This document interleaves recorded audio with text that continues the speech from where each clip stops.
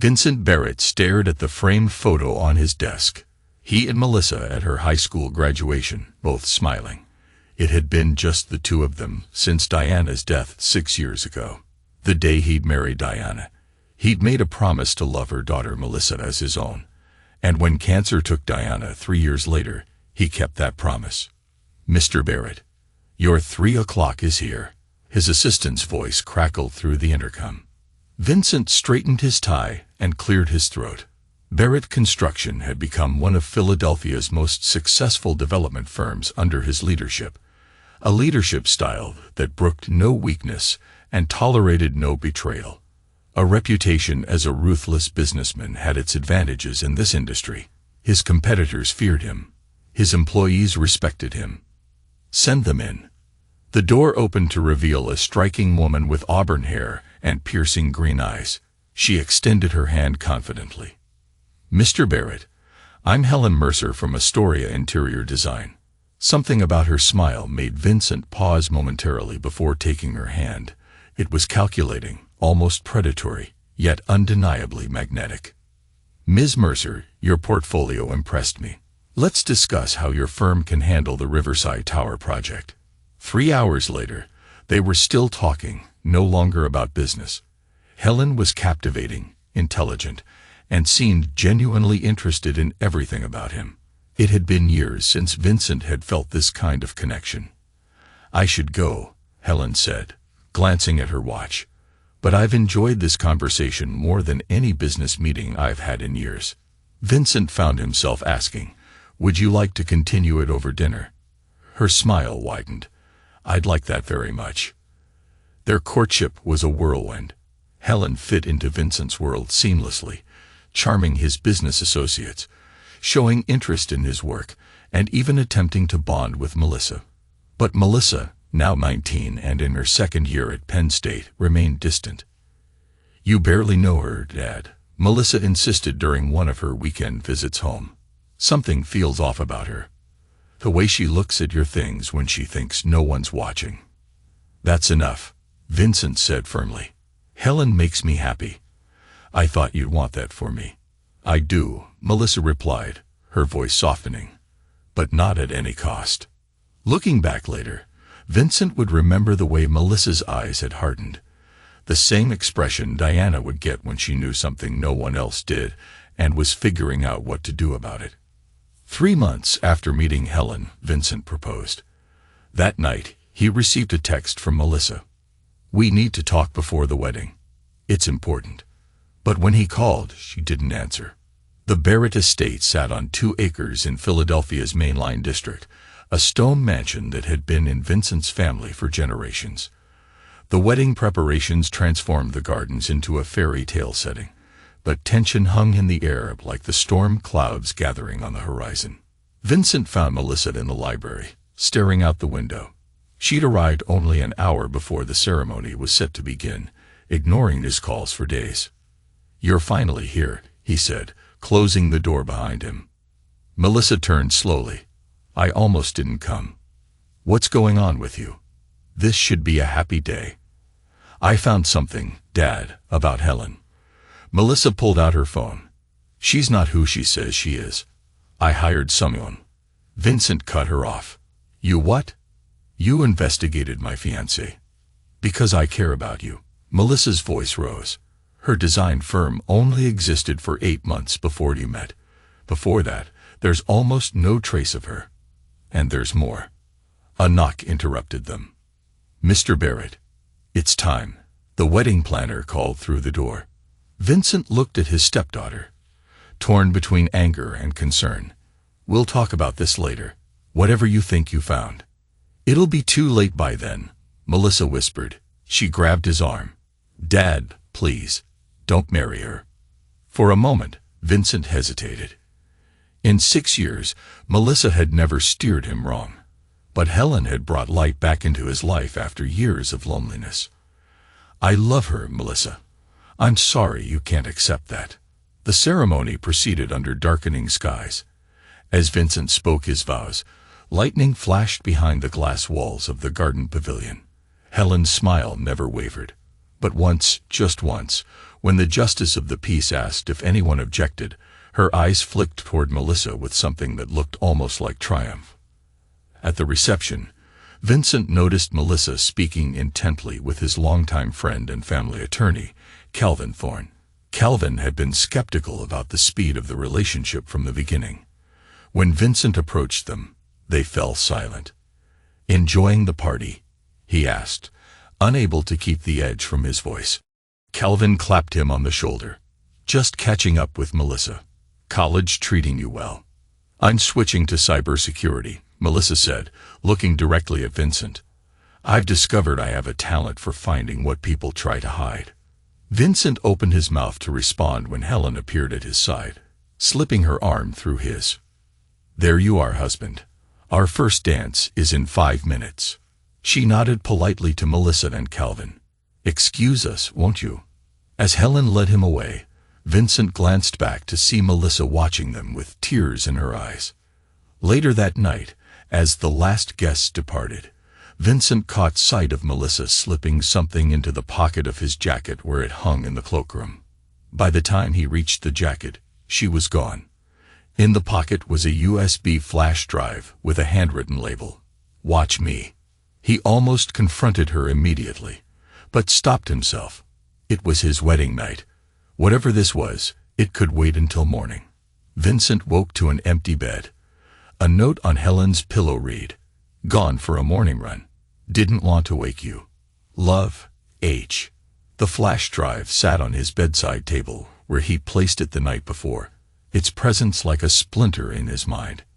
In his home office, Vincent inserted the drive into his computer. A single video file appeared. The timestamp showed it was recorded 3 days ago, while he was in Chicago closing a deal. The video showed the interior of his home, specifically the hallway leading to Melissa's bedroom. Helen entered the frame, looking cautiously around before approaching Melissa's door. In her hand was what appeared to be a small bottle. She entered the room and closed the door behind her. The video ended. Vincent replayed it, trying to make sense of what he was seeing. What was in the bottle? What had Helen been doing in Melissa's room? He checked the video properties. It had been recorded by one of his home security cameras. Cameras Helen hadn't known about until after they were engaged. The front door opened and closed. Helen was back. Vincent quickly ejected the drive and slipped it into his pocket. "Good morning, husband," Helen said as she entered the office, glowing from her run. She bent to kiss him, but he turned his face slightly, so her lips brushed his cheek instead. "You were in Melissa's room while I was in Chicago," he said, watching her face carefully. "Why?" The flicker in Helen's eyes was almost imperceptible. "What? Oh, I was just leaving her a wedding gift, a family heirloom from my grandmother. I wanted it to be a surprise." The lie came so smoothly that had Vincent not seen the video, he might have believed her. "That's interesting, because Melissa mentioned she hasn't been back to her room since before I left for Chicago." Helen's smile tightened. "Well, I left it on her desk. Maybe she didn't notice it." "What was in the bottle, Helen?" Her expression changed then, the mask slipping to reveal something cold underneath. "What bottle, Vincent? What are you talking about?" Vincent pulled out his phone and showed the text from Melissa he'd just received. "Don't worry, Dad. I'll handle this. Whatever game you're playing, it's over," he said, standing. "I want you out of my house." Helen's laugh was nothing like the warm sound he'd fallen in love with. "Your house? Oh, Vincent, you should have read the prenup more carefully." "What are you talking about?" "The prenup protected my assets." "The prenup your friend Calvin prepared?" "Yes. The one you actually signed had a few modifications." Her smile widened. "Check your copies." "Go ahead." Vincent strode to his safe, dialing the combination with shaking fingers. The prenuptial agreement was where he'd left it, but as he scanned the pages, his blood ran cold. Somehow, the terms had been altered. According to this document, in the event of a divorce initiated by him for any reason other than provable adultery, Helen would receive 50% of his assets, including the family home. "How did you?" Vincent asked, his voice shaking with anger. "Technology is a wonderful thing," Helen said, leaning against the doorframe. "Almost as wonderful as having an accomplice who can use it." Vincent's mind raced. Calvin wouldn't. Not Calvin, though he was embarrassingly easy to distract while the real documents were swapped. She stepped into the room, all pretense gone. "You know, for a man with your reputation, you're surprisingly trusting. Your first wife warned me about that." Vincent froze. "What did you just say?" "Diana and I were old friends. She told me all about you. Your weaknesses, your habits, your fortune." Helen's voice hardened. "She also told me how you cut her out when she wanted a divorce. How she had to fight for every penny of what should have been hers." "Diana died of cancer," Vincent said, his voice dangerously quiet. "Did she? Is that what the doctors told you?" Cancer is such a convenient diagnosis when someone's being slowly poisoned. Vincent launched himself across the room, grabbing Helen by the throat and shoving her against the wall. "You're lying." Helen didn't struggle, didn't even look afraid. "Kill me, and you'll never know the truth. And you'll go to prison, leaving poor Melissa with nothing." She glanced at his hand around her throat. "Is that what you want?" Vincent released her, stepping back as if burned. His mind was reeling. Could Diana's death not have been natural? Was Helen implying what he thought she was? "What did you put in Melissa's room?" he demanded. Helen straightened her collar. "Insurance. The same thing I used on Diana. As a matter of fact. Untraceable in small doses, but Melissa found the bottle before I could finish the job. Smart girl. Shame she has to go." Vincent's blood turned to ice. "If you've hurt her." "Not yet," Helen said casually. "But accidents happen. Especially to troublesome college students who know too much." The bedroom door opened behind them. Helen turned smoothly, reaching into her pocket as she did. Looking for this, Melissa stood in the doorway, holding up a small glass bottle. Behind her was a man Vincent had never seen before. Helen's expression faltered for the first time. "Dominic, what are you doing here?" The man, Dominic, stepped forward, looking uncomfortable. "It's over, Helen. I can't do this anymore." Vincent looked between them, understanding dawning. "Your accomplice, I presume." Melissa nodded. "Dominic Sawyer, Helen's lover and partner in crime." She held up her phone. "And he's been recording this entire conversation. Every confession. Every threat." Helen lunged for the door, but Vincent moved faster, blocking her exit. Her hand emerged from her pocket, holding a small revolver, which she pointed at Vincent's chest. "Move, or I'll finish what I started with Diana right now," she snarled. No one saw Melissa move until it was too late. The heavy crystal paperweight from Vincent's desk connected with the back of Helen's head with a sickening crack. Helen crumpled to the floor, the gun clattering beside her. "She's dead." Dominic stared in horror. "She's unconscious," Melissa said calmly, checking Helen's pulse. "Unfortunately for her." Vincent looked at his stepdaughter with new eyes. In that moment, she reminded him so much of Diana, not the sickly woman who had withered away in their bed, but the fierce, brilliant woman he had married. "What did you mean?" "Don't worry, Dad, I'll handle this," he asked. Melissa's smile was cold. "I meant exactly that. I've been handling it since I first suspected what she was doing." She nodded to Dominic. "He's been helping me for the past month, once I showed him proof that Helen killed my mother." Vincent turned to Dominic, who looked like he might be sick. "And why would you betray your partner?" "Because I didn't sign up for murder," Dominic said quietly. "Con jobs. Identity theft. Sure, but not murder. And when Melissa showed me what Helen did to her mother, what she was planning for both of you," he shook his head. "There are lines even I won't cross." Vincent processed this information slowly, a calm settling over him, a deadly calm that anyone who had crossed him in business would have recognized as the prelude to total destruction. "Call Calvin," he told Melissa. "Tell him to bring the police. Tell him everything." He looked down at Helen's unconscious form. But first, let me tell you both what we're going to do next. The interview room at the Philadelphia Police Department was deliberately uncomfortable, with hard chairs, harsh lighting, and the faint smell of disinfectant. Vincent sat across from Detective Miranda Patel, his face a mask of controlled grief and shock. "Let me understand this correctly, Detective Patel," Vincent said, reviewing her notes. "You're saying your wife of less than 24 hours attempted to murder your stepdaughter, confessed to killing your first wife, and then attacked you with a gun." "Yes," Vincent replied. "And it's all on the recording Melissa and Mr. Sawyer made." Patel's expression remained skeptical. "A recording that conveniently captures a full confession. There's nothing convenient about any of this," Calvin Thorne, sitting beside Vincent, intervened. "My client has provided you with the recording, the weapon, and Mr. Sawyer's testimony. Ms. Barrett Mercer is currently in the hospital under guard, unable to provide her version of events. I suggest you focus on the evidence rather than implying some conspiracy." Patel leaned forward. "The evidence is problematic, Mr. Thorne.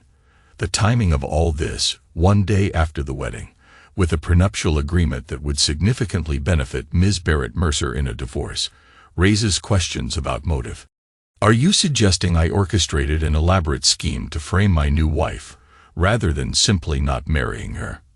Vincent asked coldly.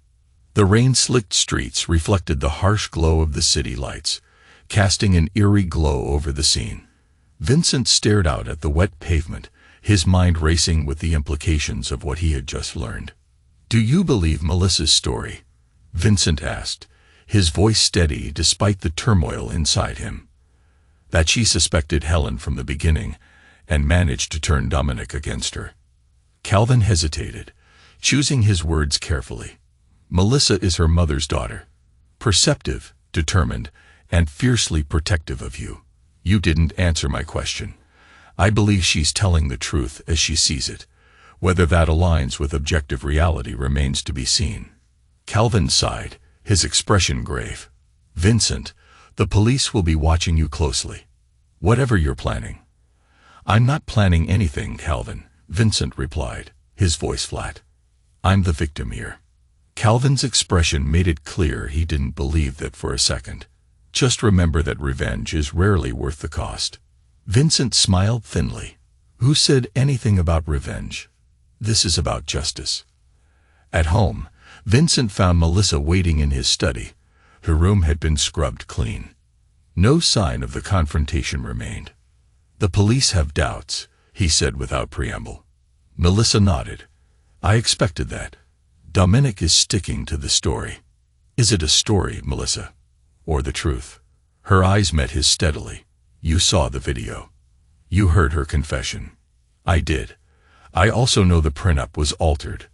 Altered so skillfully that even I didn't notice when I reviewed it."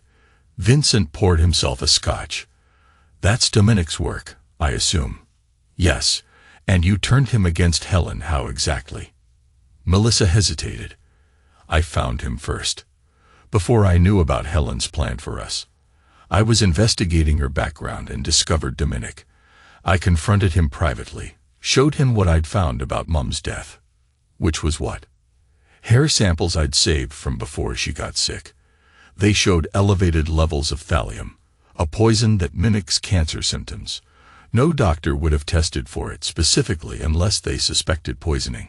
Vincent remembered Diana's mysterious illness, the way she had wasted away, her once vibrant spirit fading until there was nothing left but a shell of the woman he had loved. The memory stirred a deep, burning anger within him. Vincent watched the video in stunned silence as Helen detailed her plans to murder him and Melissa. The cold, calculated way she spoke sent chills down his spine. "How did you get this?" he asked when the video ended. "I bugged their meeting place. Illegal, I know, but I needed evidence, and Dominic agreed to help me after this. He didn't know I was recording. I confronted him with it afterward, told him I'd go to the police unless he helped me catch Helen in the act." Melissa's expression hardened. He was afraid of prison. More afraid of that than of Helen. Vincent studied his stepdaughter. The young woman before him was a stranger in many ways, calculating, ruthless, willing to break the law to protect what was hers. But he recognized those qualities. They were the same ones that had made him successful, that had allowed him to build his empire. "What's your plan now?" he asked. "Helen will wake up eventually. When she does, she'll claim we attacked her, that we fabricated everything. It will be her word against ours." "And Dominic's," Vincent reminded her. "Dominic is unreliable. A criminal with self-interest as his only guiding principle. If Helen gets to him somehow, offers him something better than what we can." Vincent nodded slowly. "Then we need to make sure she doesn't wake up in a position to threaten us." Melissa's eyes widened slightly. "What are you suggesting?" "Nothing yet," Vincent said, his voice steady. "But Helen Mercer, or whatever her real name is, has taken enough from this family. I won't let her take anything more." Later that night, Vincent sat alone in his study, reviewing everything Melissa had told him. The pieces fit together logically, but something still bothered him. He picked up his phone and dialed a number. "Russell, Vincent Barrett, I need you to dig deeper into Melissa's activities over the past 6 months. I need to know everything. Every call, every text, every email. Leave no stone unturned, and be discreet. I don't want anyone to know about this, especially not Melissa. I need to be sure. I need to know the truth. Bank records, phone logs, everything. Don't tell Calvin." He paused. "And I need information on Diana's last days. Who was with her? What medications she was taking? Who prescribed them?" After hanging up, Vincent stared at the wedding photo taken just yesterday. Helen's smile, once beguiling, now seemed predatory. How had he not seen it? The answer was simple. He had seen what he wanted to see.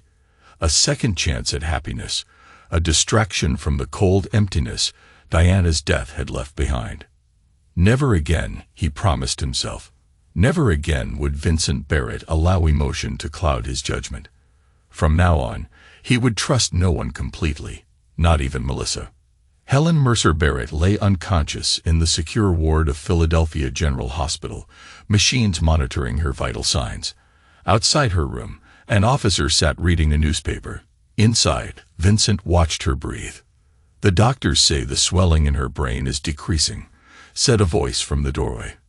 Dr. Abigail Winters, the neurologist handling Helen's case, entered the room.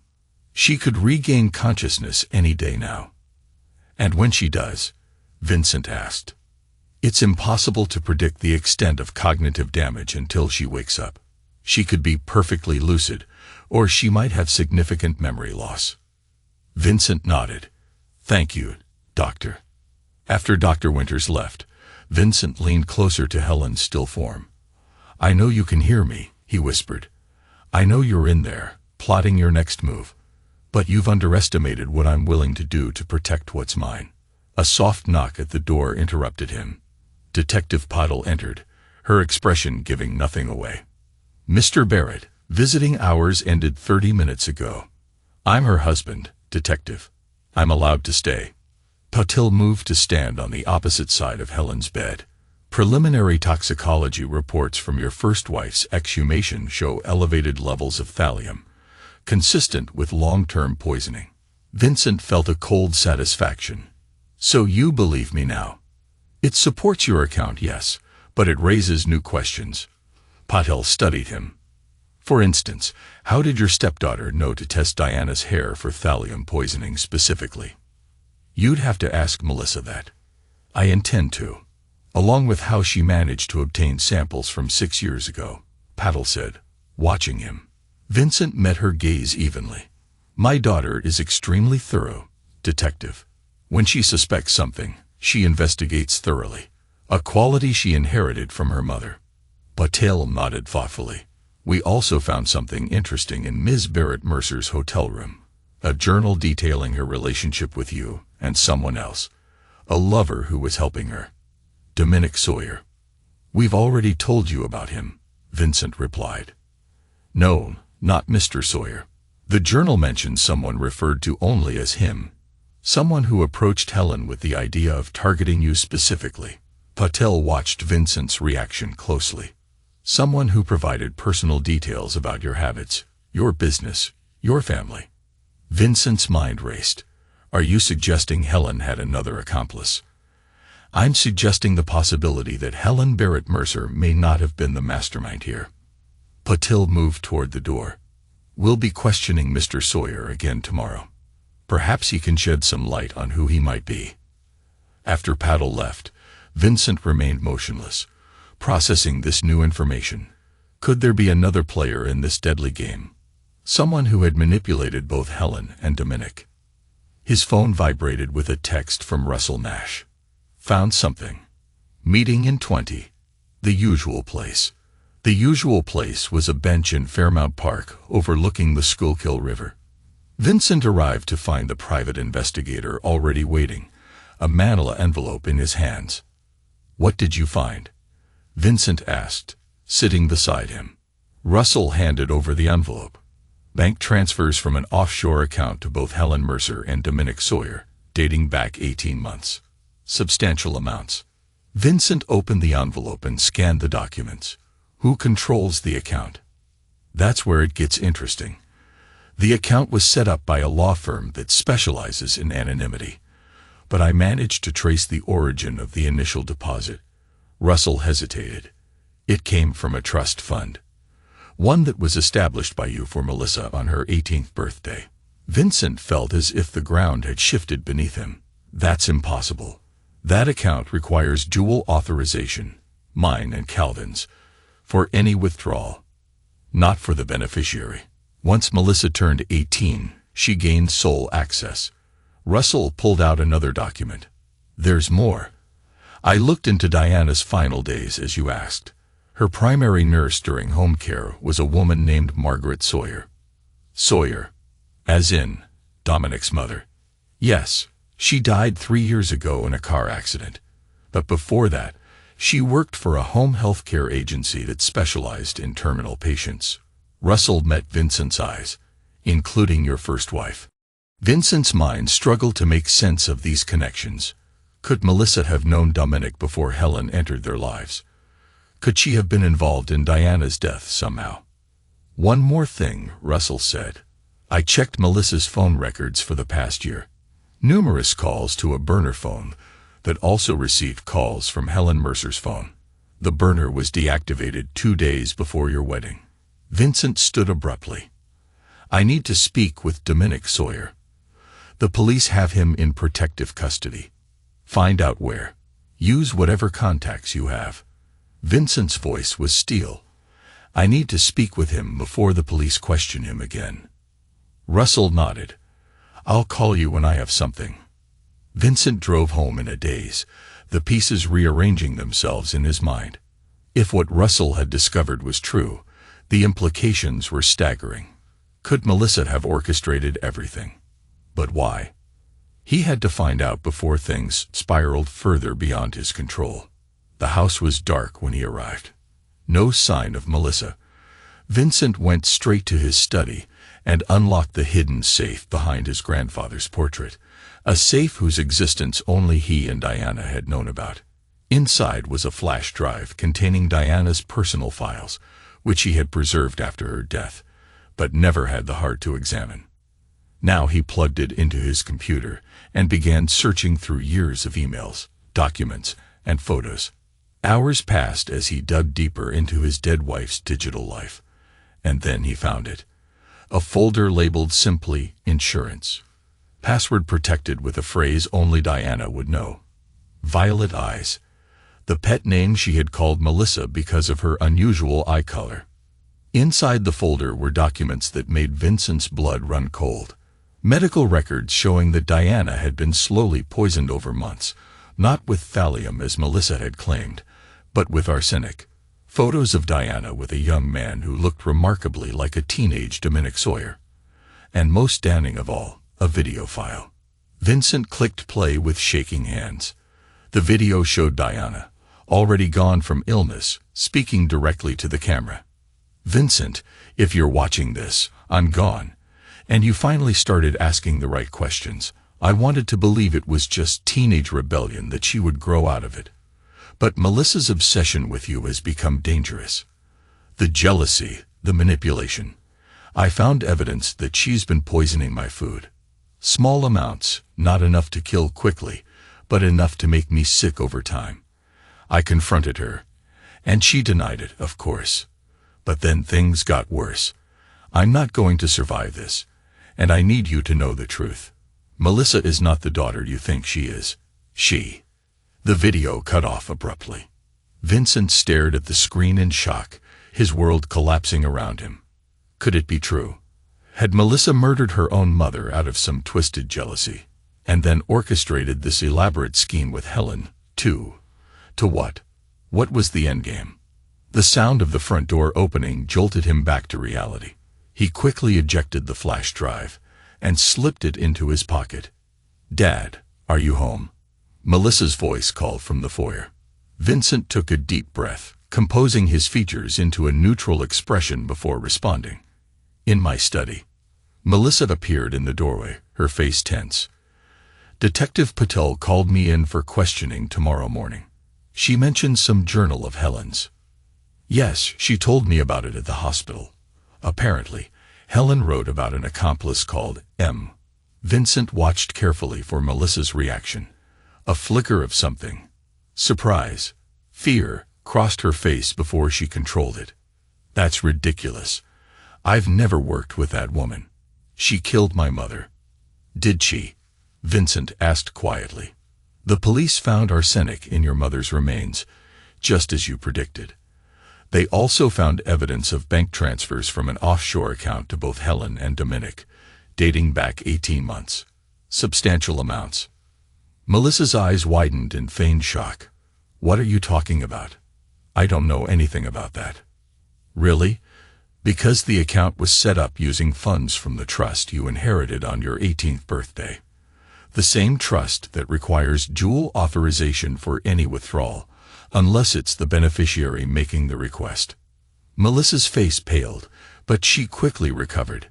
"That's impossible. I would never do something like that." "Wouldn't you?" Vincent's voice was cold. "Because I have a video of your mother, Melissa. A video where she accuses you of poisoning her, of manipulating me, of being obsessed with me in a dangerous way." Melissa's eyes flashed with anger. "You're lying. She would never say that about me. She loved me." "She did love you, Melissa, but she also knew the truth. And now, so do I." Vincent stood, his voice steady and unyielding. "I need to know everything. I need to know why you did this, why you orchestrated all of this. And I need to know now." "Interesting that you knew exactly what poison to look for." Melissa's expression hardened. "What are you implying?" "Nothing yet. I'm just trying to understand how all the pieces fit together." Vincent stood. "Why don't we continue this conversation tomorrow? It's been a long day." As Melissa left, Vincent pulled out his phone to find a text from Russell. "Sawyer being held at Central Detention. Officer Lopes on duty tonight owes me a favor. You have 10 minutes at 2 a.m.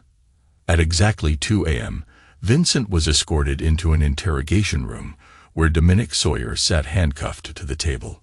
The young man looked up in surprise. "Mr. Barrett, how did you—" "We don't have much time," Vincent interrupted. "I need the truth. All of it." "Who is him?" Dominic paled. "I don't know what you're talking about." Vincent leaned across the table. "Helen's journal mentions an accomplice called him. Someone who approached her with the idea of targeting me. Someone who knew intimate details about my life. Helen's lying. She's trying to shift blame. Perhaps. But then there's the matter of the offshore account funding both you and Helen. An account traced back to my daughter's trust fund." Vincent watched realization dawn on Dominic's face. "And your mother's connection to my first wife's care." Dominic looked away. "My mother had nothing to do with this." "But you did. You've known Melissa for years, haven't you? Long before Helen entered the picture." Sweat beaded on Dominic's forehead. "I can't. She'll hurt me if I talk." "Who?" "Helen is unconscious in a hospital bed." Not Helen. Dominic's voice dropped to a whisper. Melissa. She's not who you think she is, Mr. Barrett. She's been planning this for years. Vincent felt a chill run through him. Planning what exactly? To get rid of anyone who comes between you two. First her mother, then Helen. Dominic leaned forward. Melissa approached me after my mother died. Said she knew what really happened to her. Showed me evidence that could implicate me in Diana Barrett's death. Evidence of what? That I helped poison Diana Barrett on Melissa's instructions. Forged medical records, photos of us together that I don't even remember taking. Dominic looked desperate. But I never met Melissa until 3 years ago. Whatever evidence she has was fabricated. So she blackmailed you into helping her set up Helen. Dominic nodded. Helen was the perfect target. Already a con artist looking for her next mark. Melissa fed her information about you. Suggested you as a potential husband. Then she pretended to oppose the marriage to make you want it more. And the flash drive. The confrontation. All part of her plan. Get Helen to incriminate herself on tape. Then take her out. With Helen gone, but legally your wife, Melissa thought you'd be devastated, vulnerable. Turn to her for comfort. Dominic's laugh was hollow. She's obsessed with you, Mr. Barrett. Not in a normal father-daughter way. Officer Lopes appeared at the door. Time's up. Vincent stood slowly, his mind racing. He left the interrogation room shaken to his core, the facts and suspicions swirling together, forming a picture he never wanted to see. One last question. The bottle Helen supposedly had in Melissa's room. Did it really contain poison? Dominic met his eyes. There was never any bottle. Melissa added that clip to the security footage. She's an expert at digital manipulation. As Vincent was escorted out, Dominic called after him. Watch your back, Mr. Barrett. You're the only one standing in her way now. Vincent sat in his car outside the detention center.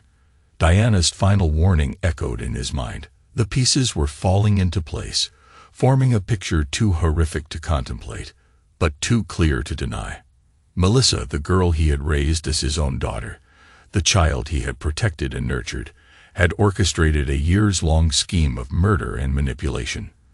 First Diana, then Helen.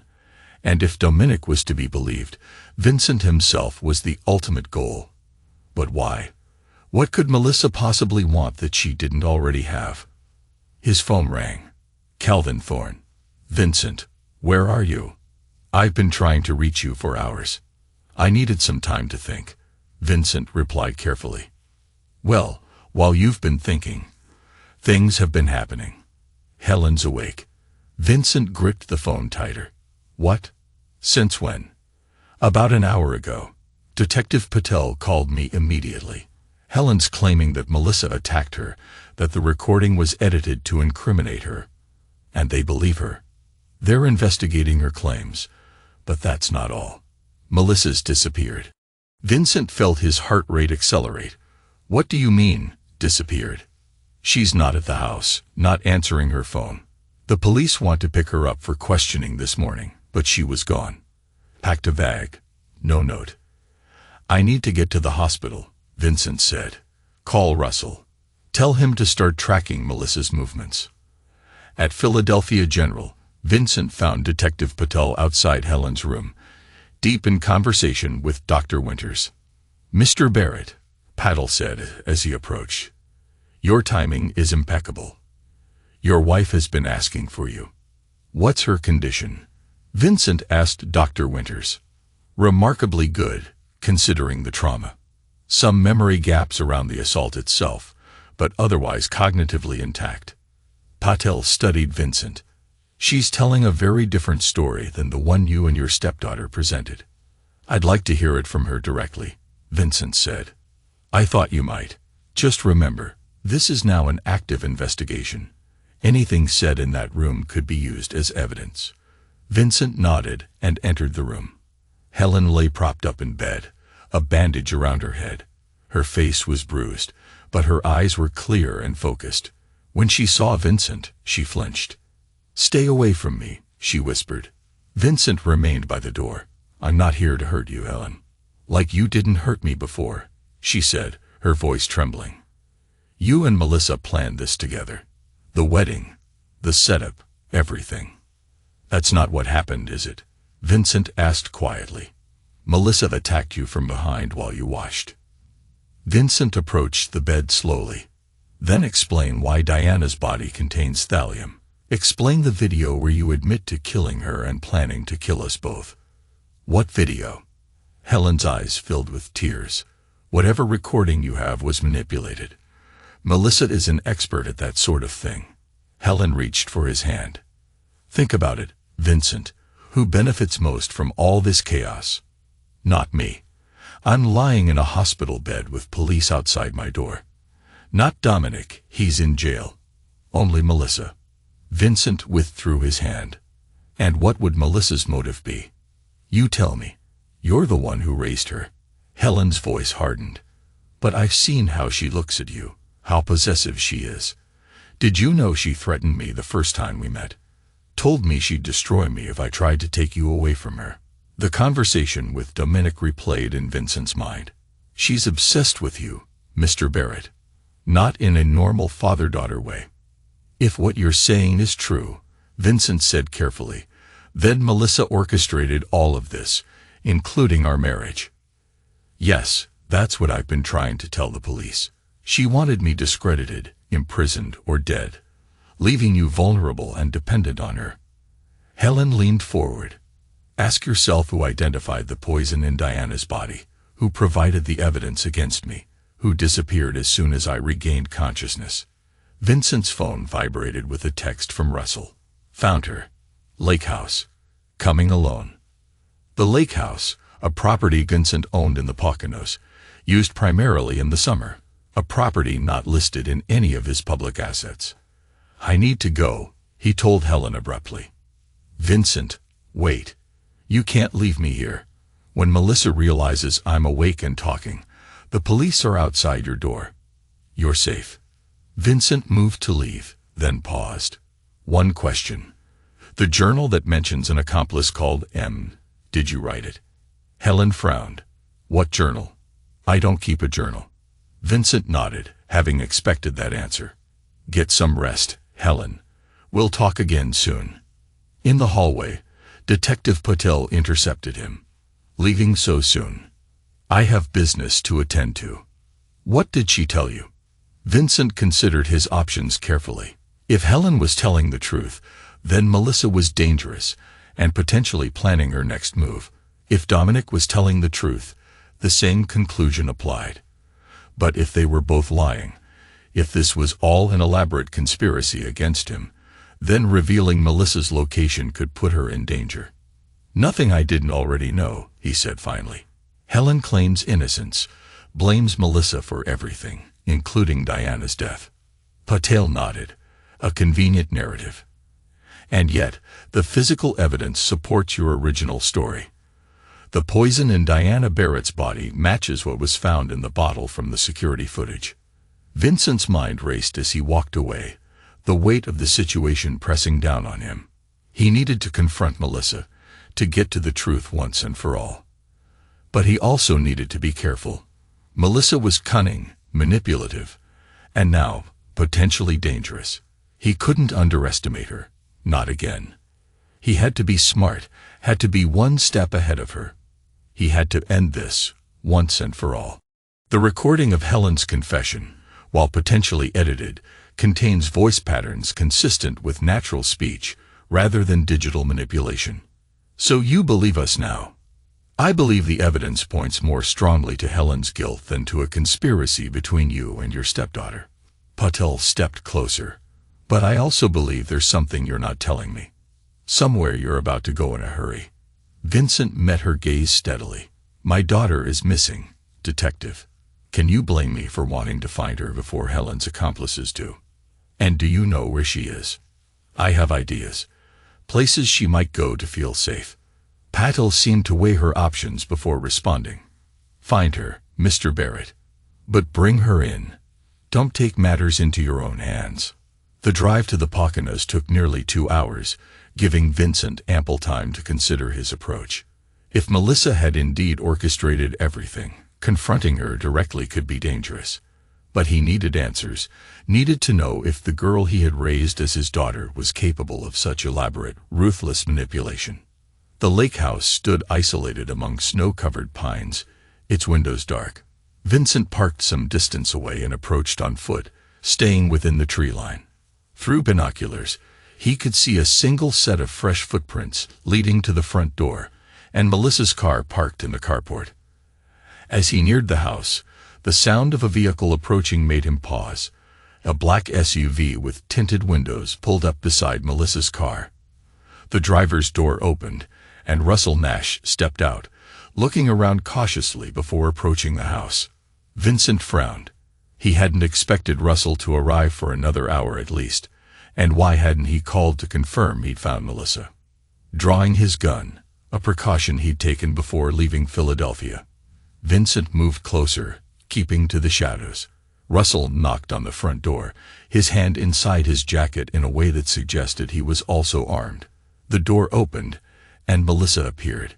Instead of surprise or alarm at seeing Russell, she smiled and stepped aside to let him in. The door closed behind them. Vincent crept to a window on the side of the house, peering through a gap in the curtains. Melissa and Russell stood in the living room, conversing intensely. There was no sign of threat or coercion. They looked like collaborators, not adversaries, and captive. Straining to hear, Vincent caught fragments of their conversation. When exactly as planned, Russell was saying, "Barrett suspected nothing." And Helen? Melissa replied, awake and pointing fingers, just as we expected. The journal was a nice touch. Melissa laughed, a sound that chilled Vincent to the bone. Vincent always did have a weakness for puzzles. Give him enough pieces, and he'll assemble whatever picture we want him to see. Speaking of Vincent, Russell said, glancing at his watch. He should be on his way here now. Good. Everything's prepared. Vincent's hand tightened around his gun as he realized he was walking into a carefully laid trap. Every detail, every twist had been orchestrated by the two people he trusted most. He needed to decide whether to confront them now or retreat and regroup. For the first time in years, Vincent felt truly uncertain of his next move. Once he arrives, a floorboard creaked beneath Vincent's foot, cutting off Melissa's words. Both figures inside tensed, looking toward the window. Vincent ducked down, heart pounding. He needed to retreat, rethink his approach. If Melissa and Russell were working together, the situation was even more complex than he'd imagined. As he backed away from the house, a twig snapped behind him. Vincent whirled, gun raised, to find Detective Paddle standing there, her own weapon drawn. "Lower your weapon, Mr. Barrett," she said quietly. "Detective, how did you?" "I had your car tagged after our conversation at the hospital. Suspected you knew more than you were telling me." Her eyes flicked to the house. "Is she in there?" Vincent nodded. "With Russell Nash, my private investigator. They're working together." Patel's expression remained neutral. "I need you to return to your car. Wait there while I call for backup." "You don't understand. They're expecting me. They've set some kind of trap. All the more reason for you to stay back." Patel gestured with her gun. "Go. Now. This is a police matter." Reluctantly, Vincent began backing away. As he did, the front door of the lake house opened, and Melissa stepped onto the porch, Russell behind her. "Dad," Melissa called, her voice carrying through the cold air. "I know you're out there. We need to talk." Vincent froze. Patel gestured again more urgently for him to leave. "It's important." "Dad," Melissa continued, "about Mom, about what really happened to her." The mention of Diana made Vincent hesitate. Patel took advantage of his momentary distraction to move between him and the house, her gun now trained on Melissa and Russell. "Philadelphia PD," she called out. "Hands where I can see them." What happened next seemed to unfold in slow motion. Russell reached inside his jacket. Patel shouted a warning. A gunshot echoed through the trees, but not from Patel's weapon. Vincent felt a searing pain in his shoulder, spinning him around. As he fell, he caught a glimpse of a figure among the trees. Dominic Sawyer, holding a rifle. More gunshots followed. Vincent, lying in the snow, saw Patel return fire toward Dominic's position. On the porch, Russell pulled Melissa back into the house as bullets splintered the wood around them. The world began to fade at the edges of Vincent's vision. The last thing he saw before losing consciousness was Melissa's face at the window, watching him with an expression of cold calculation. Vincent Barrett opened his eyes to the steady beep of a heart monitor and the antiseptic smell of a hospital room. For a disorienting moment, he thought he was visiting Helen again, but the pain in his left shoulder quickly reminded him of what had happened at the lake house. "Welcome back, Mr. Barrett." Detective Patel sat in a chair beside his bed, a bandage visible on her forearm. Melissa gone, along with Russell Nash and Dominic Sawyer. Patel helped him adjust the bed. "After you were shot, I exchanged fire with Sawyer. Got him in the leg, I think, but he managed to escape. When backup arrived, the house was empty." "How did Dominic get out of police custody?" "He never was in custody, not officially. We found Officer Lopez unconscious in the supply closet at Central Detention. No record of Sawyer ever being processed." Vincent's mind raced. So the meeting at the detention center was staged, probably to feed me whatever story they wanted me to believe. Patel leaned forward, which brings me to my question. What exactly did Dominic tell you that night? Vincent recounted the conversation, watching Patel's expression grow increasingly troubled. So according to this man claiming to be Dominic Sawyer, Melissa orchestrated everything. Diana's death, Helen's setup. All of it, because of some obsession with you. Patel sounded skeptical. And you believed him. I didn't know what to believe, Vincent admitted. That's why I went to the lake house, to ask Melissa directly. And instead, you found her consorting with your private investigator, discussing some trap they'd set for you. Patel shook her head. This gets more convoluted by the hour. What about Helen? Is she still under guard? Ms. Barrett Mercer checked herself out of the hospital yesterday against medical advice. We have an officer following her, but legally we couldn't prevent her from leaving. Vincent tensed. She's out there with Melissa and the others still at large. We're monitoring the situation. Patel stood. In the meantime, I've stationed an officer outside your door. When you're discharged, I'd recommend you stay somewhere secure until we locate all parties involved. After Patel left, Vincent lay back, trying to make sense of the tangled web of betrayal surrounding him. Everyone close to him was implicated. Melissa, Helen, Russell, even Diana if her final recording was to be believed. Who could he trust? The answer came in the form of Calvin Thorne, who arrived an hour later looking haggard but determined. You look terrible, Vincent observed as Calvin settled into the visitor's chair. Spending the last 48 hours trying to untangle this mess will do that to a man, Calvin said, running a hand over his face. I've been cooperating with Detective Patel, reviewing all the evidence. It's disturbing, Vincent. Tell me. Calvin hesitated. Are you sure you're up for this now? You've just been shot. I need to know what we're dealing with. All right. Calvin pulled out a tablet. First, Russell Nash isn't who he claimed to be. The real Russell Nash died 3 years ago. Whoever you hired has been using a stolen identity. And you vetted him for me. Vincent said quietly, I did. His credentials seemed impeccable. I missed it, and I'm sorry. What else? Diana's medical records from her final months show irregularities. Medications prescribed, but never administered. There are also discrepancies in the nursing notes. Some entries appear to have been altered or forged. And the nurse who was primarily caring for Diana, Margaret Sawyer, she died in a car accident 3 years ago. Her son, Dominic, has been living off the grid since then. No known employment or residence. It's like he vanished. Until now. Vincent's mind raced. So Dominic could be telling the truth about Melissa, about her involvement in Diana's death. Or it could be another layer of deception, Calvin countered. We can't trust anything until we have concrete evidence. And speaking of evidence, the toxicology report on Diana's exhumed body showed elevated levels of arsenic, not thallium. The same arsenic found in the bottle from the security footage. But the arsenic in the bottle was a different compound, one that's not typically used in poisonings. It's almost like someone wanted us to find it, to point the finger at Helen. Vincent's head was pounding. So Melissa could be framing Helen, or Helen could be framing Melissa, or both could be working together to frame me, or none of it could be true, and we're all being manipulated by someone else entirely. Calvin nodded grimly. Exactly. And until we have more information, we can't rule out any possibilities. But there's one more thing. The prenup you signed, the one with the altered terms.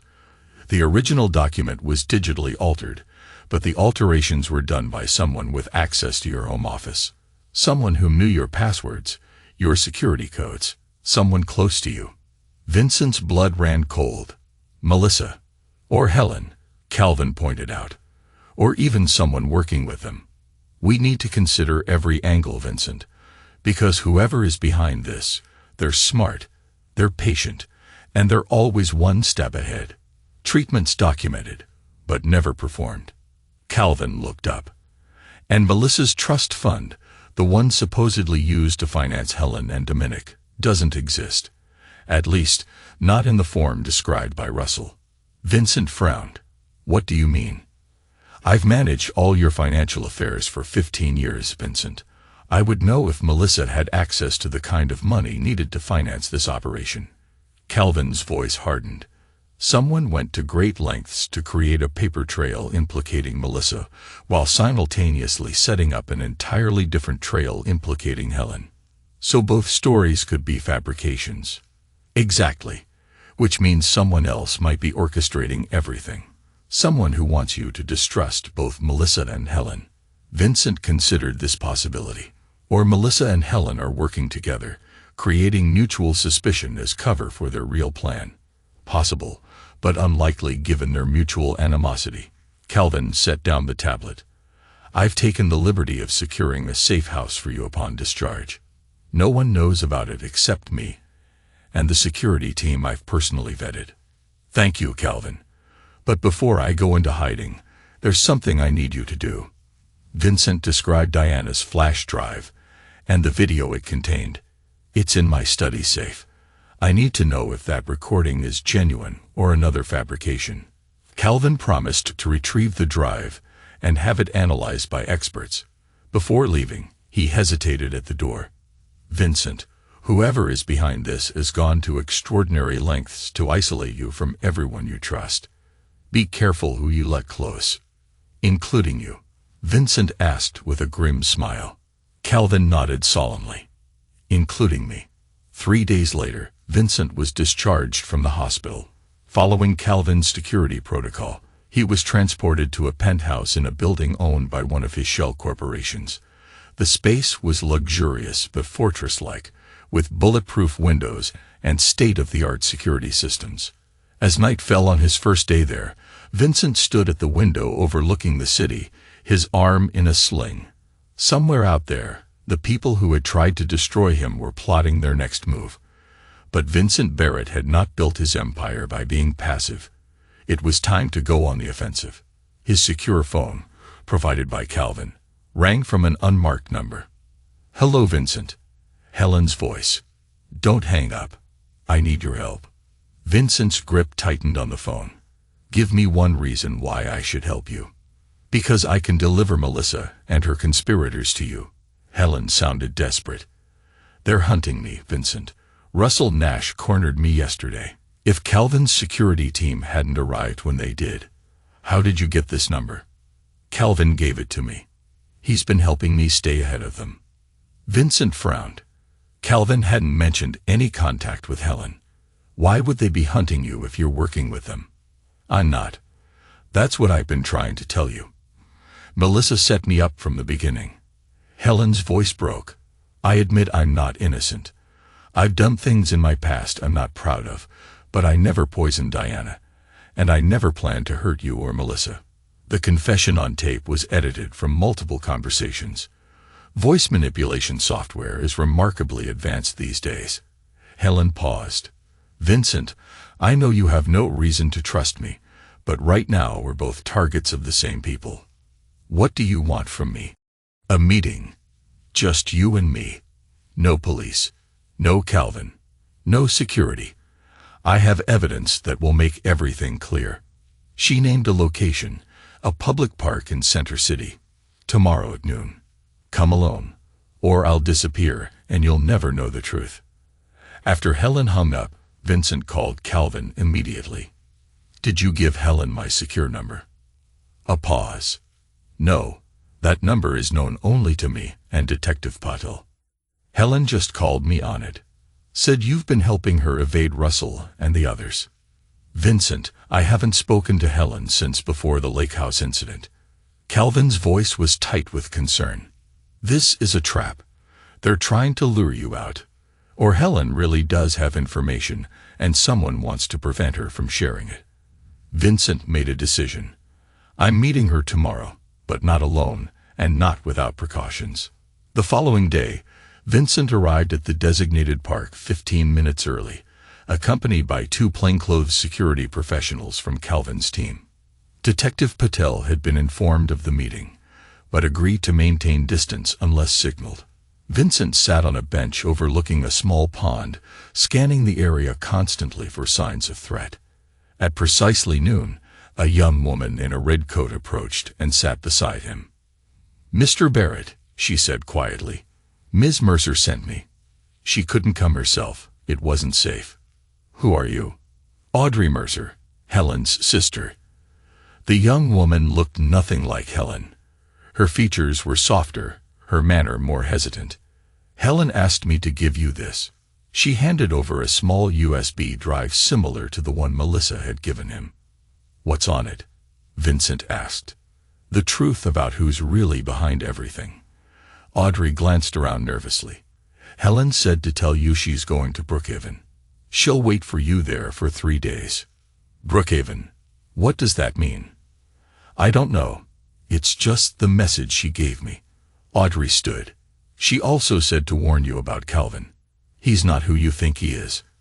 As Audrey walked away, Vincent inserted the drive into a secure tablet one of the security team had brought. A single video file appeared. Vincent played it, his expression hardening as he watched. The video showed Helen in what appeared to be a hotel room, speaking with Calvin Thorne.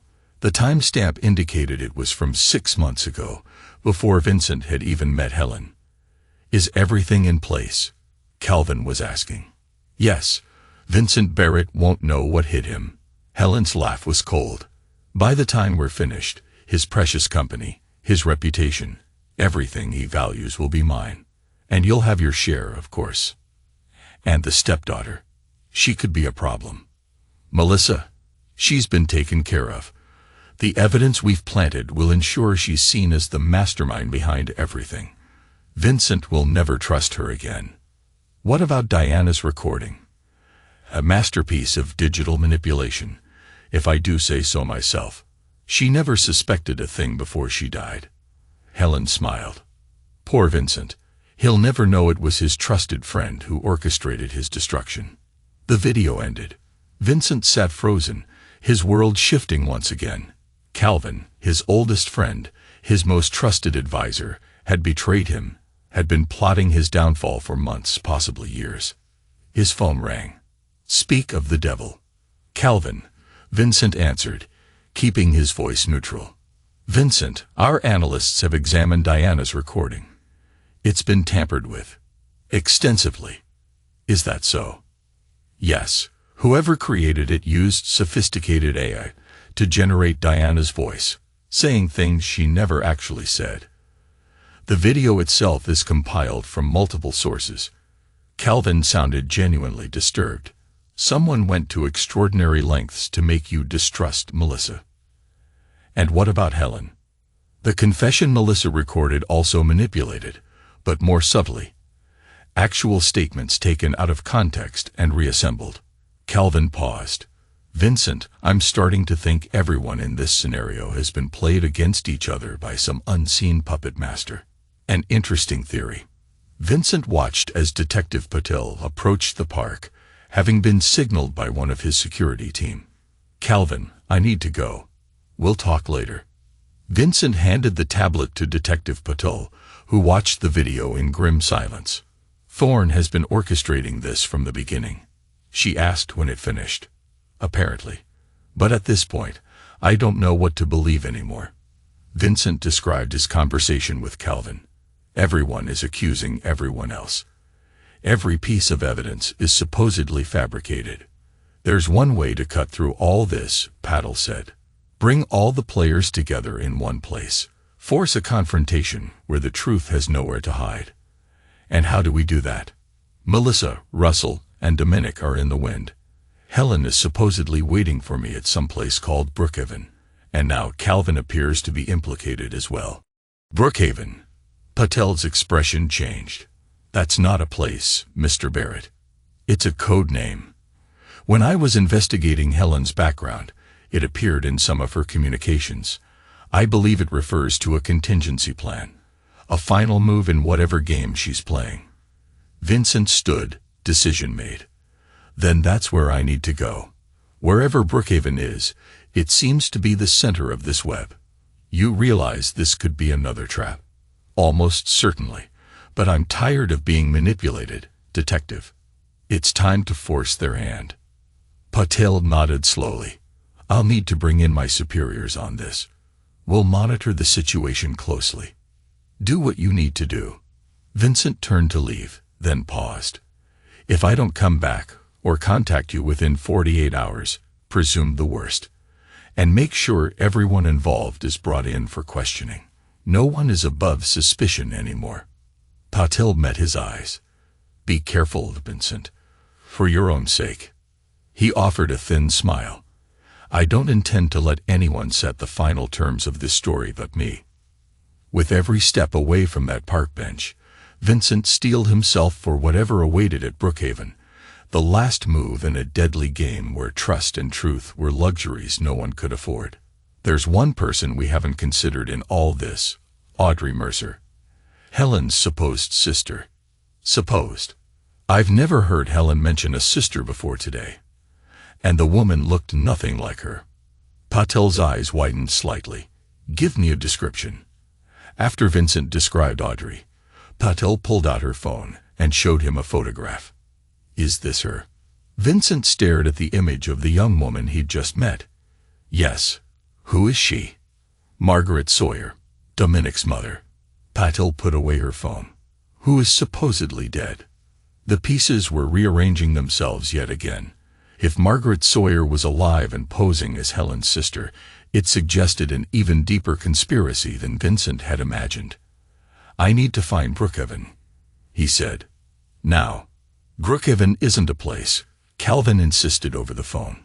It's a protocol, an emergency contingency plan we established years ago in case Barrett Construction ever faced a hostile takeover attempt. Vincent, sitting in the back of a secure vehicle with Detective Patel, exchanged glances with her.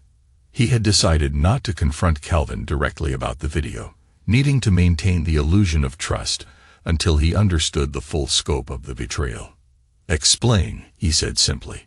In the event of a corporate emergency, key assets would be temporarily transferred to a shell company called Brookhaven Holdings. It's never been activated, but the infrastructure is in place. Calvin paused.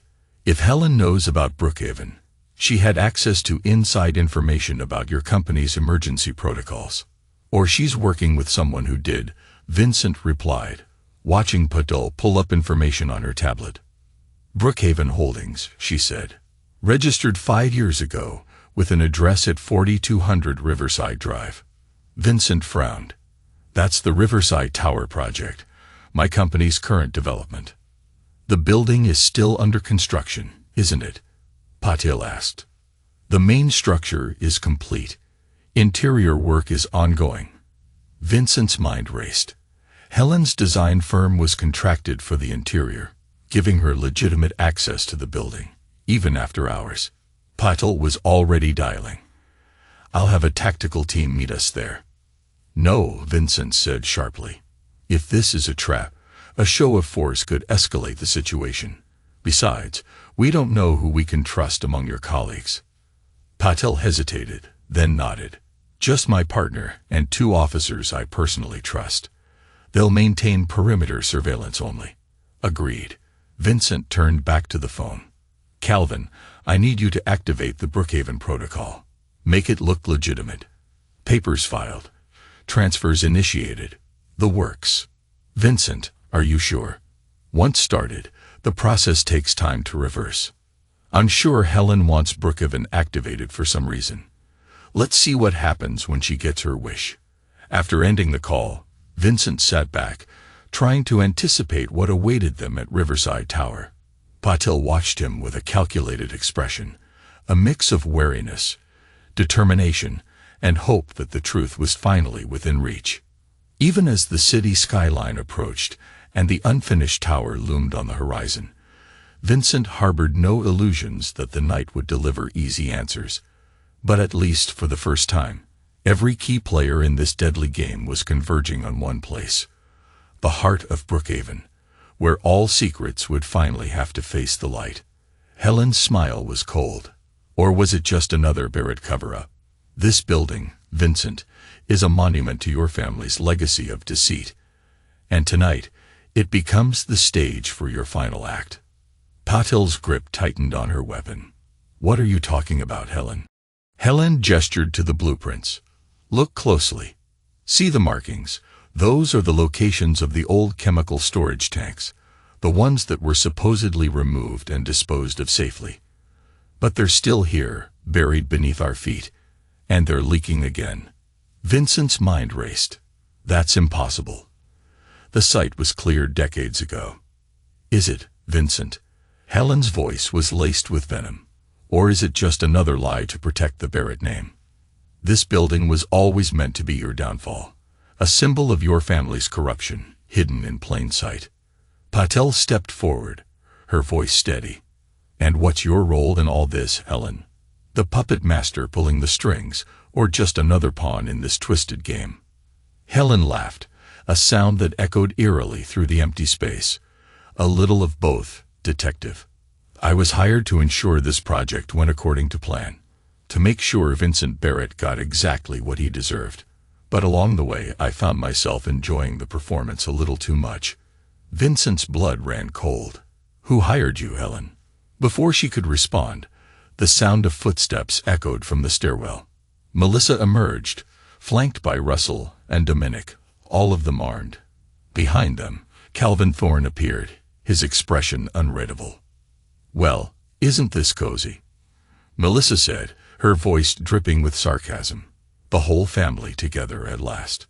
Patel's weapon never wavered, but her eyes flicked from one figure to another, assessing the threat. "Drop your weapons," she commanded. "All of you." No one moved. The tension in the room was palpable, a powder keg ready to explode. Vincent broke the silence. "Calvin, what's going on? Why are you here?" Calvin's gaze met Vincent's, and for a moment, Vincent saw a flicker of something, regret, perhaps, or resignation. "I'm here to make sure this ends, Vincent, one way or another." Melissa laughed, a sound that sent chills down Vincent's spine. "Ends.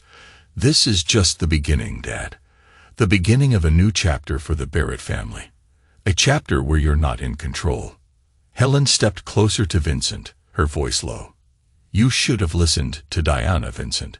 She tried to warn you about Melissa, about the darkness in her heart, but you were too blinded by your own pride, your own arrogance." Vincent's mind raced, trying to make sense of the tangled web of betrayal surrounding him. "And what about you, Helen? What's your endgame in all this?" Helen's smile was cold.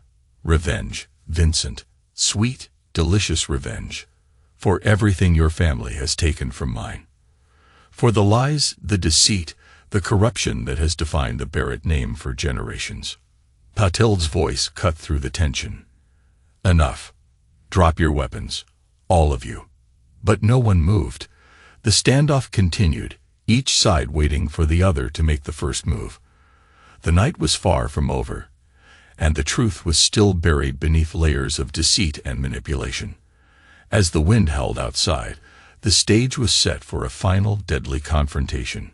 Or did your father simply pay the right officials to look the other way? Helen unrolled a different set of plans.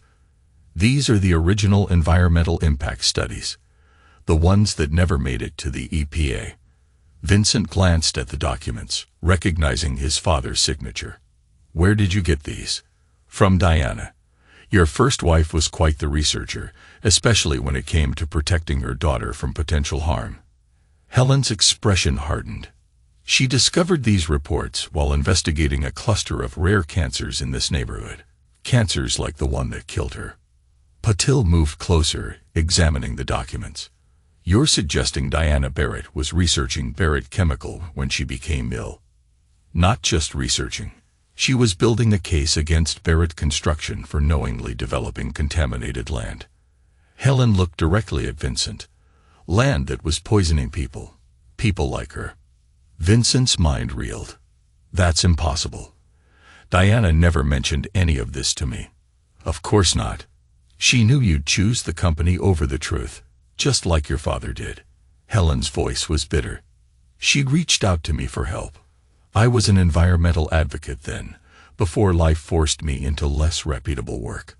The elevator chimed, interrupting their conversation. The doors opened to reveal Melissa, her expression cold as she stepped into the space.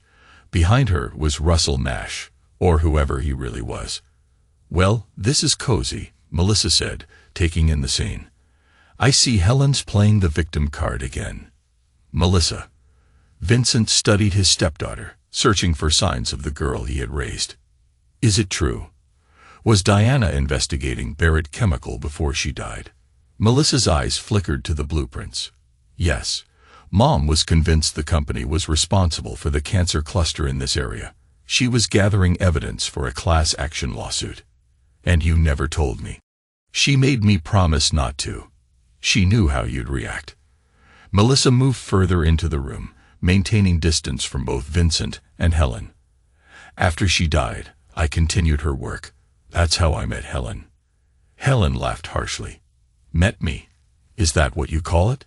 You tracked me down and blackmailed me into helping you. After I discovered you'd used the information Mom shared to extort money from other companies instead of helping her expose the truth. Melissa turned to Vincent.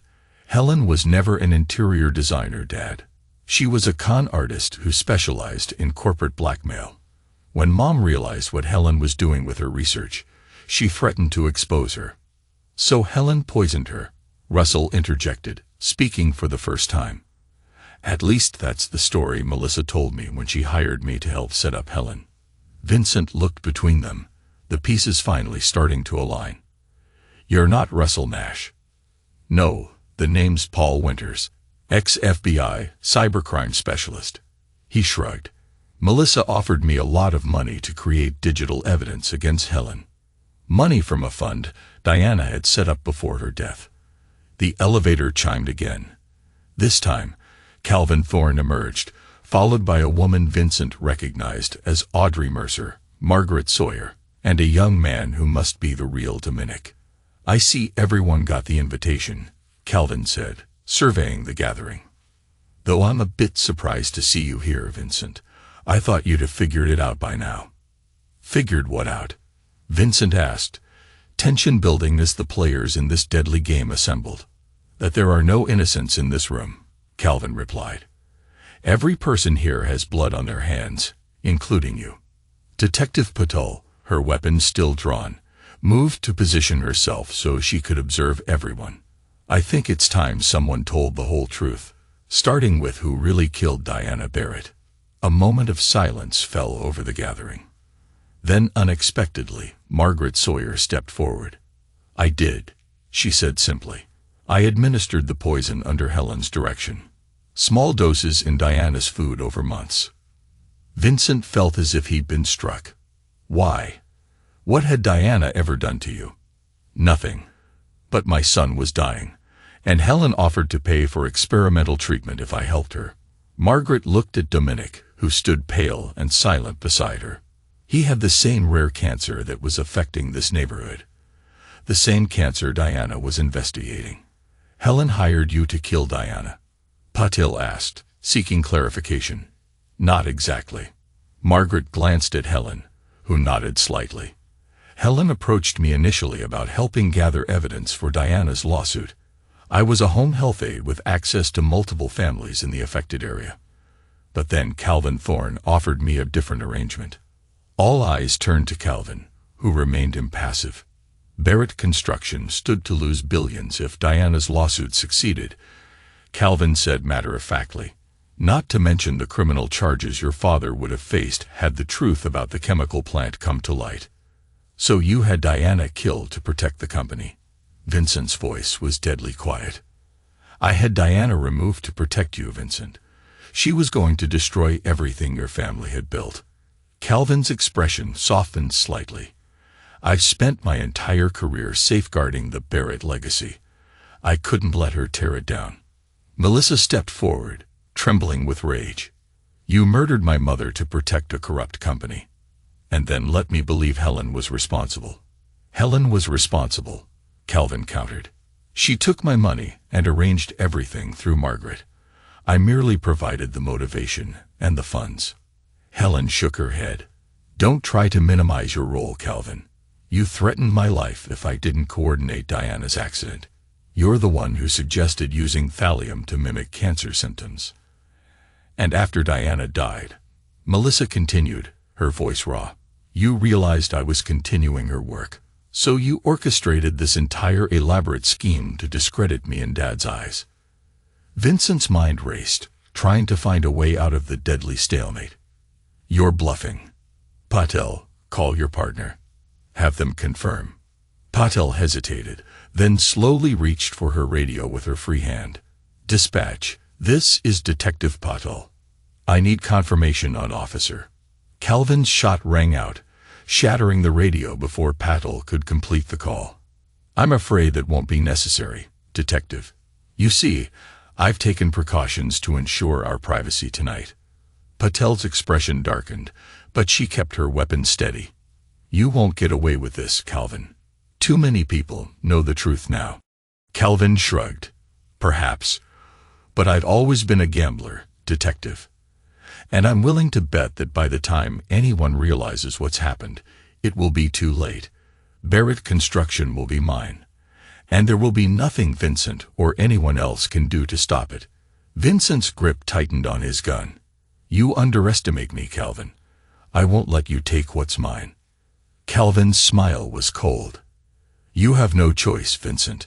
The transfer is already in progress. In a few minutes, you'll be nothing more than a figurehead, a puppet dancing to my strings.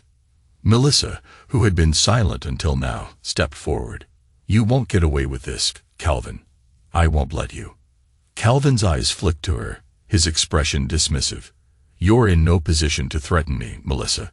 You've played your part beautifully, but the show is over. It's time for the curtain to fall. Helen, standing near the windows, spoke up. Calvin, you're making a mistake. Vincent won't go down without a fight. You know him better than anyone. Calvin's gaze snapped to her. And whose side are you on, Helen? You've played both ends against the middle long enough. It's time to choose. Helen's smile was bitter. I choose the side that pays the most, Calvin. Always have, always will. But even I know when a deal is too risky. This is one of those times. The tension in the room was palpable, a powder keg ready to explode. Vincent knew he had to act fast, had to find a way to turn the tables on Calvin before it was too late. Calvin, Vincent said, his voice steady and calm. You're right. I won't go down without a fight. But I also know when to cut my losses. Let's make a deal. Calvin's eyebrow raised. A deal? You're in no position to bargain, Vincent. Maybe not, Vincent conceded. But you're not the only one who's been planning for contingencies. I have insurance, Calvin. Insurance that will ensure Barrett Construction stays in my hands, no matter what happens here tonight. Calvin's expression darkened. What are you talking about? Vincent's mind raced. trying to buy time, to find a way out of this deadly game. I'm talking about a fail-safe, Calvin. A fail-safe that will trigger if anything happens to me. A fail-safe that will expose everything. Your involvement. Helen's, Margaret's, Paul's, Melissa's. Everything. Calvin's laugh was harsh. You're bluffing. You don't have anything like that. Do I? Vincent countered. Are you willing to take that chance? Because if you are, then go ahead. Pull the trigger. But know this, if I fall, you fall with me. And so does everyone else in this room. The room fell silent, the weight of Vincent's words hanging heavy in the air. Calvin's expression was unreadable, but Vincent could see the uncertainty in his eyes. He had planted the seed of doubt, had given Calvin something to think about. But would it be enough to save them all?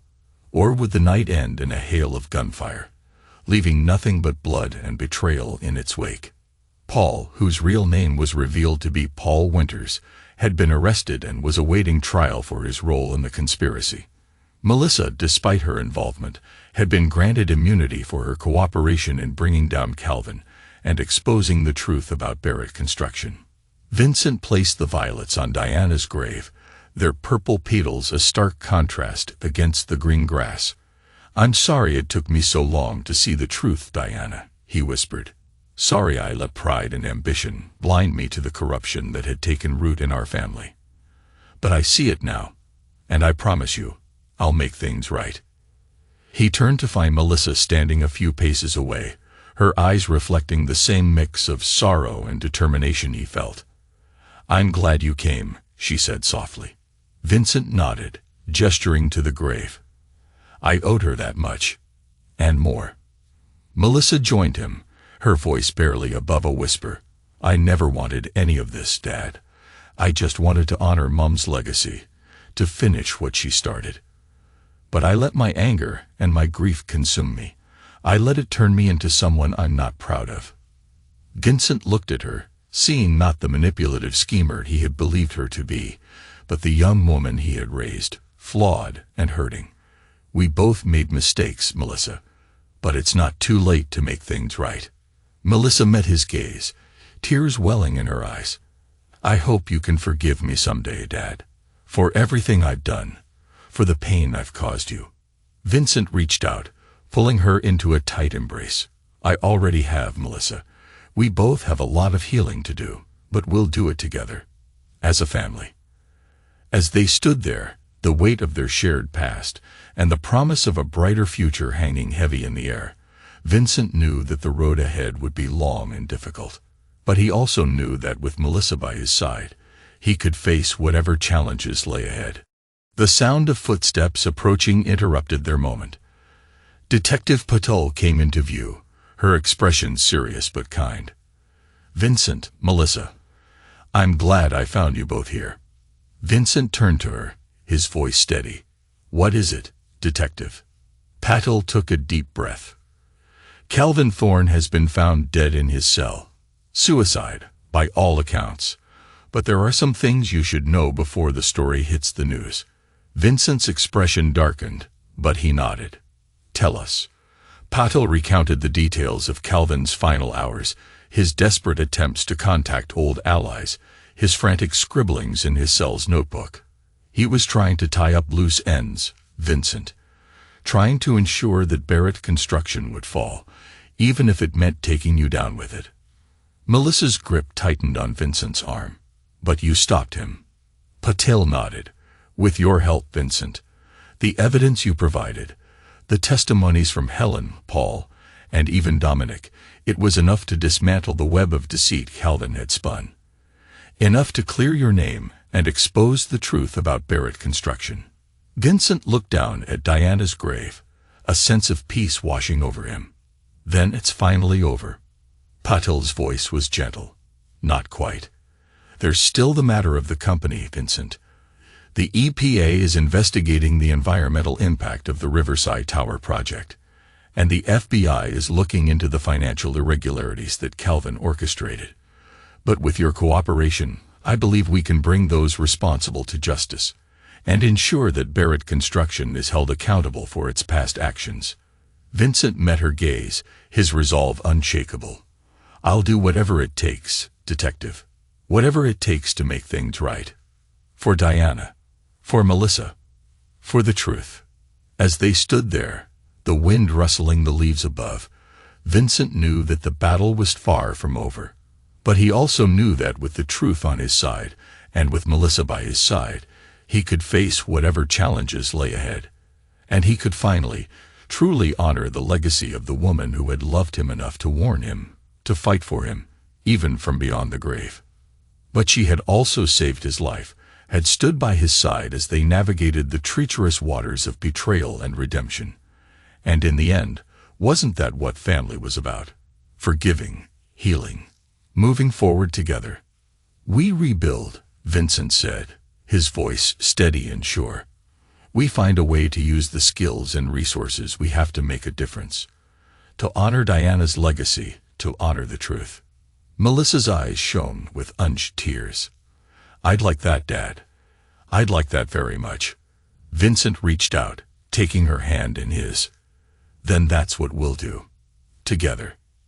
As they stood there, the weight of their shared past, and the promise of a brighter future hanging heavy in the air, Vincent knew that the road ahead would be long and difficult.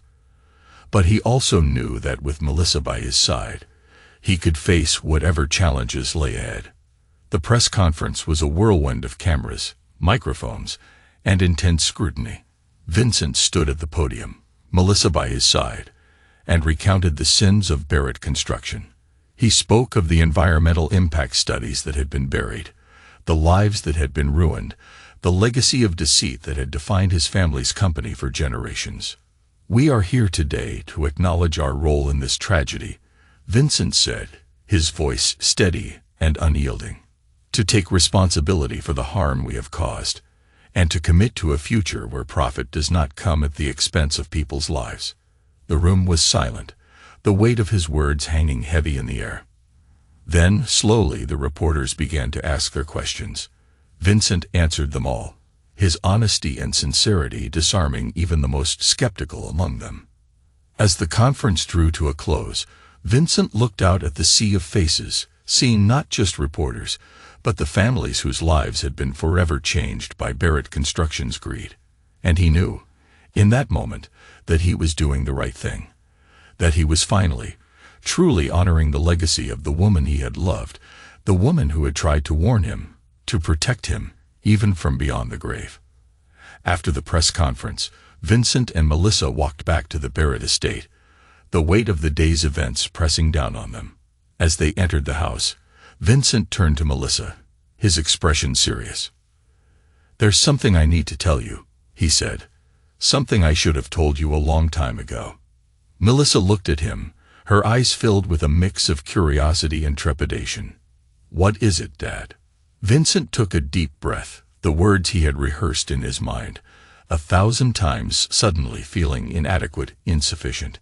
But he knew he had to say them, had to lay bare the truth that had been festering between them for too long. "I'm sorry, Melissa," he said, his voice barely above a whisper. "Sorry for not seeing the truth about your mother's death. Sorry for not believing you when you tried to warn me about Helen. Sorry for letting my pride, my arrogance, blind me to the corruption that had taken root in our family. And most of all, I'm sorry for not being the father you deserved. The father Diana would have wanted me to be." Melissa's eyes filled with tears, but she did not look away, did not turn from the pain in his voice. "I forgive you, Dad," she said softly. "I forgive you. And I love you. No matter what happens, no matter what challenges we face, I love you. And I always will." As they stood there, the weight of their shared past, and the promise of a brighter future hanging heavy in the air, Vincent knew that the road ahead would be long and difficult.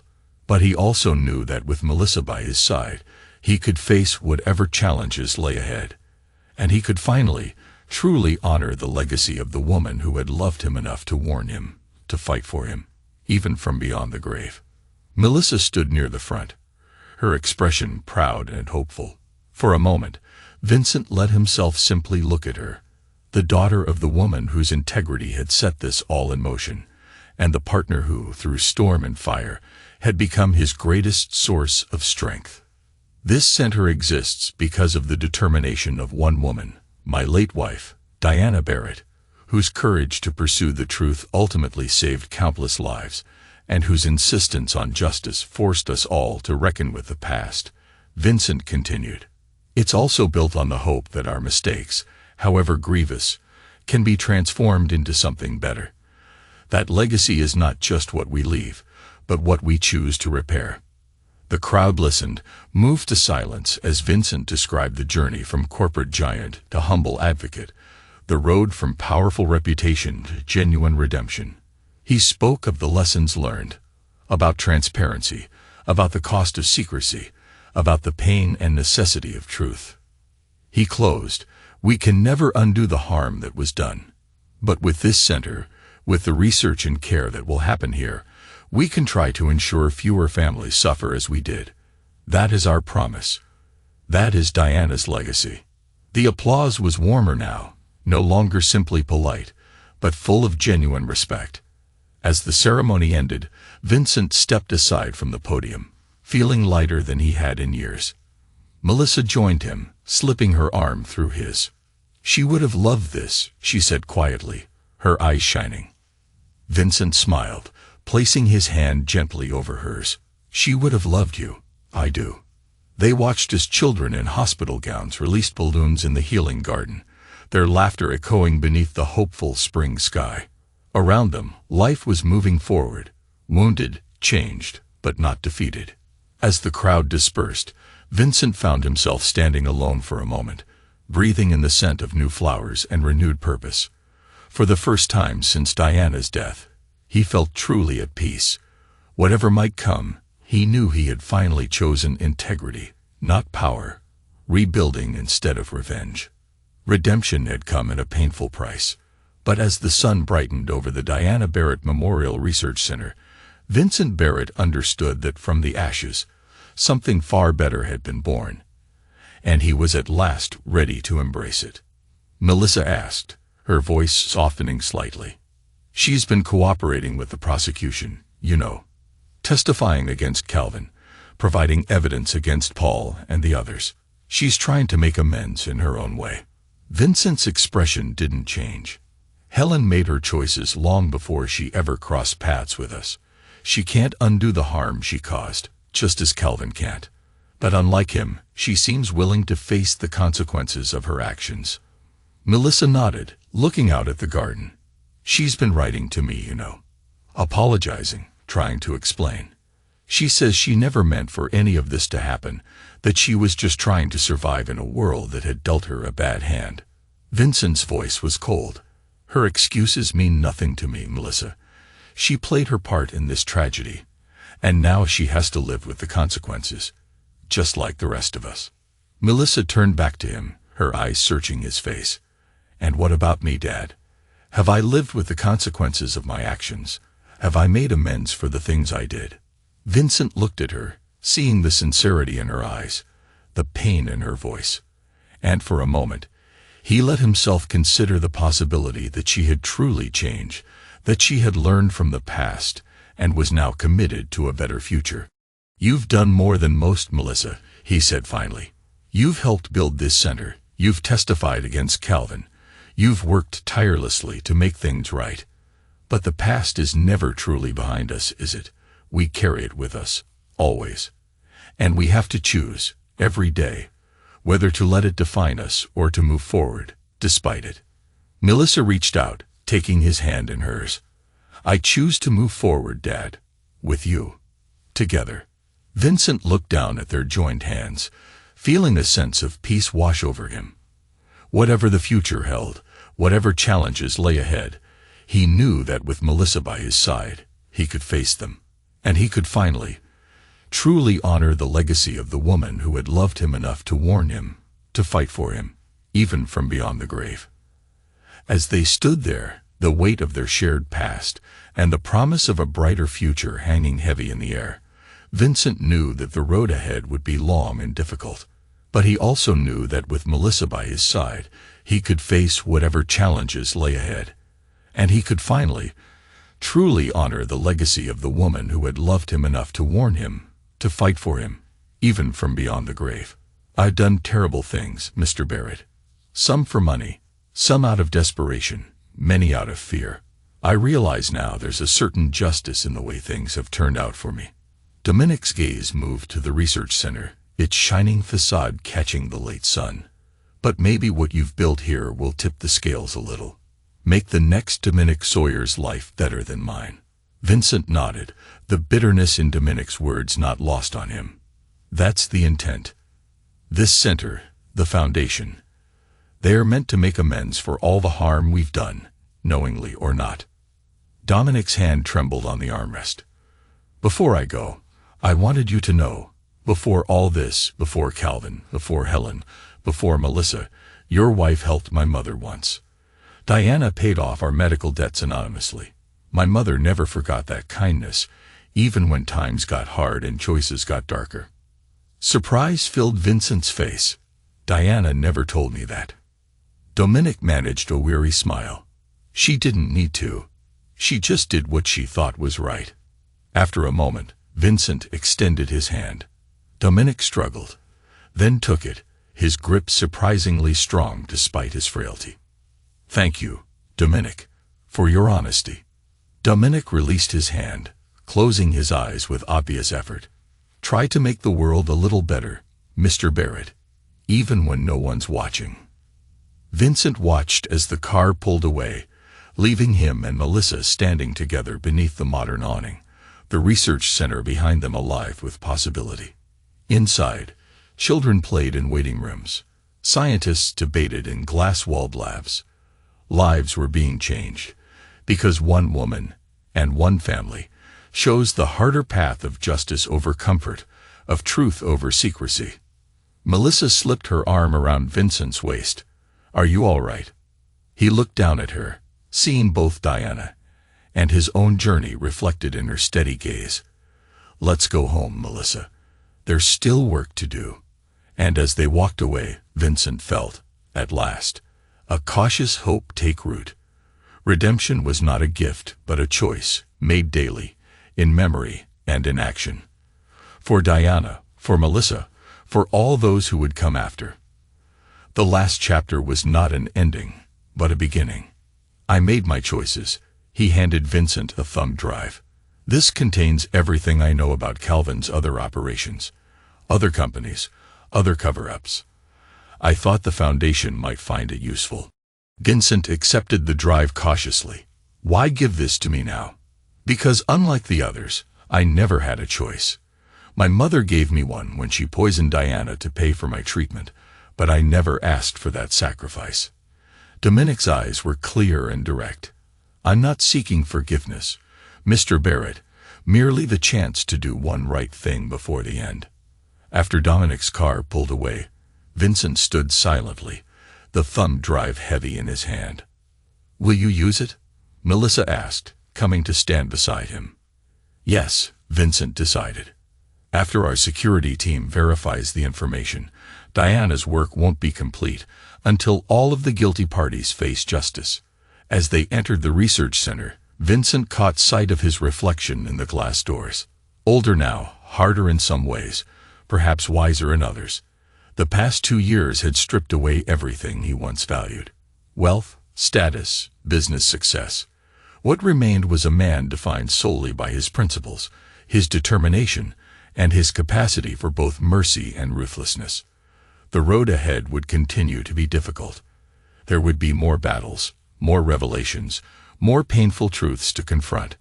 But Vincent Barrett had never shied away from difficulty. And now, with the ghosts of the past finally laid to rest, he could focus entirely on the future. A future where betrayal was punished without exception, where compromise was not an option, and where justice, however brutal, was the only acceptable outcome. Vincent Barrett may have lost his empire, but he had found something far more valuable: purpose. And heaven help anyone who stood in his way.